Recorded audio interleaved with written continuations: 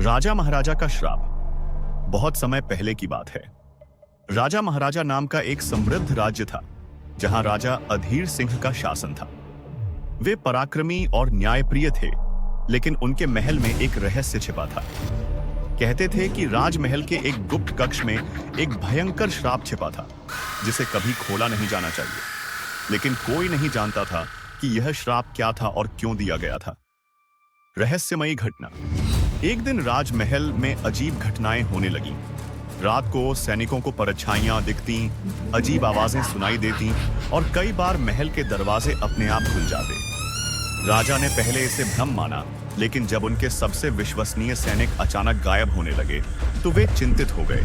राजा ने अपने सबसे बहादुर मंत्री वीरसेन को इस रहस्य की जांच करने का आदेश दिया। वीरसेन ने महल के पुराने ग्रंथों को खंगाला और पाया कि यह श्राप 100 साल पहले एक विद्वान साधु ने दिया था। कहा जाता था कि राजा के पूर्वजों ने किसी निर्दोष ब्राह्मण को धोखा देकर उसकी हत्या कर दी थी। मरने से पहले ब्राह्मण ने श्राप दिया था कि जिस दिन राजमहल का गुप्त कक्ष खुलेगा, उस दिन पूरे राजवंश का विनाश हो जाएगा। गुप्त कक्ष का रहस्य। वीरसेन ने राजा को यह बात बताई, लेकिन राजा अधीर सिंह को इन बातों पर विश्वास नहीं था। वे अंधविश्वासों में भरोसा नहीं करते थे।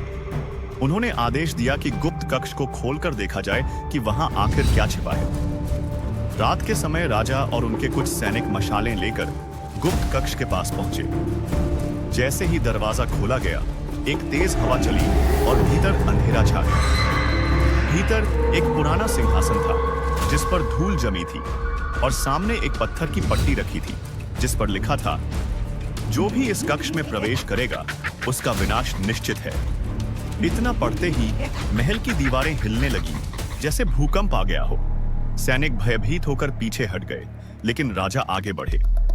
जैसे ही उन्होंने सिंहासन को छुआ, अचानक कमरे के कोनों से काले धुएं की आकृतियां निकलने लगी। यह वही आत्माएं थीं जो 100 सालों से कैद थीं। भयानक अंत। अचानक राजा को महसूस हुआ कि उनका शरीर कमजोर होने लगा है। उनकी आंखों के सामने अंधेरा छाने लगा। देखते ही देखते उनकी त्वचा पर काले धब्बे उभरने लगे। वे चीखने लगे, लेकिन कोई कुछ नहीं कर सका। कुछ ही मिनटों में राजा अधीर सिंह जमीन पर गिर पड़े, मृत। राज्य में हाहाकार मच गया। कहा जाता है कि उसी रात राजा का पूरा परिवार रहस्यमय तरीके से गायब हो गया और अगली सुबह राजमहल वीरान हो गया। आज भी लोग कहते हैं कि राजा महाराजा के महल के खंडहरों से रात के समय किसी के रोने और फुसफुसाने की आवाजें आती हैं। क्या तुम कभी उस महल के अंदर जाने की हिम्मत करोगे?